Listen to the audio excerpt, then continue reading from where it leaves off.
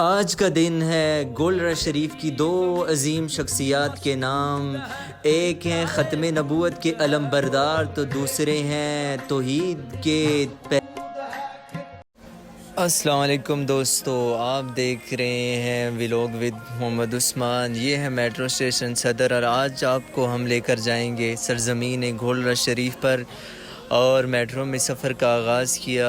آج کا دن بھی انتہائی شاندار، پیچھے میں نے کافی چیزیں سکپ کی، آپ کو مختصر سا ولاگ میں انشاءاللہ آج گولڈ رش شریف کا تعارف کروائیں گے اور دو روحانی شخصیات، ایک طرف ہیں پیر سید نصیر الدین نصیر شاہ صاحب اور دوسری طرف ہیں مومنوں سنیوں کے دل کا قرار سید پیر میر علی شاہ صاحب۔ ان شخصیات کا تعارف کروائیں گے اور آپ کو گولڈ رش شریف کی مختصر سی تاریخ بتائیں گے، تو جڑے رہے ہمارے ساتھ، پورا ولاگ واچ کرنا۔ آئیں پھر آپ کو لیے چلتے ہیں انٹری گیٹ سے اس سرزمین پر جہاں اسلام آباد میں اسلام کا حقیقی معنوں میں پرچم بلند ہوا، جہاں پر اسلام کے حقیقی وارث براجمان رہے۔ میرے دوستو بھائیوں، میں آپ کو مختصر سا تعارف اس سرزمین کا کرواتا ہوں۔ 1880 سے پہلے جہاں کوئی آنے کے لیے تیار نہیں تھا اور 1880 کے بعد سید پیر میر علی شاہ صاحب کی خانقاہ سے کوئی جانے کے لیے تیار نہیں۔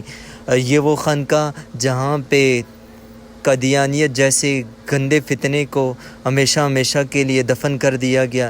یہ وہ جگہ ہے جہاں سے توحید کا علم بلند ہوا۔ یہ وہ جگہ ہے جہاں سے سنت رسول کو ساری دنیا کے اندر پھیلایا گیا۔ یہ وہ جگہ جہاں سے محبتیں پھیلی گئی، جہاں سے صحابہ جیسی عظیم شخصیات کا، ان کی ناموس کا تحفظ کیا گیا، اہل بیت کی محبت لوگوں کے دلوں میں ڈالی گئی۔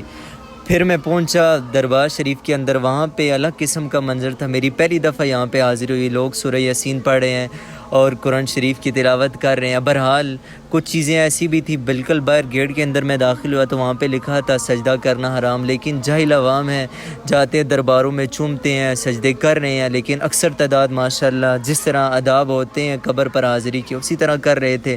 دربار شریف کا بہت ہی شاندار منظر تھا۔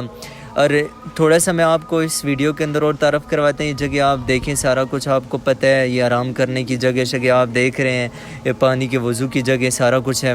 آگے وہ کھانے کی بھی آپ آئیں گے، لیکن میں اسی کے دوران آپ کو ایک تعارف کرواتا ہوں۔ 1880 کے اندر پیر میر علی شاہ صاحب نے گولڈ رش شریف کی اس بیابان علاقے جہاں کوئی آنے کے لیے تیار نہیں تھا، آپ نے یہاں پہ آ کے خانقاہ کی بنیاد رکھی۔ اس کے بعد آپ 1937 سے اس دار فانی سے کوچ کر گئے، لیکن 1949 میں آپ کے پوتے، آپ جانتے ہیں اس عظیم شخصیت کو جن کا نام پیر سید نصیر الدین نصیر شاہ صاحب ہے، انہوں نے اپنے دادا جان کے اس منصب کو سنبھالا اور پھر ساری دنیا کے اندر اس توحید کے علم کو بلند کیا اور لوگوں کو آپس میں جوڑا، فرقہ واریت سے نکالا، آپس میں محبتیں سکھائی اور توحید کے علم کو بلند کیا۔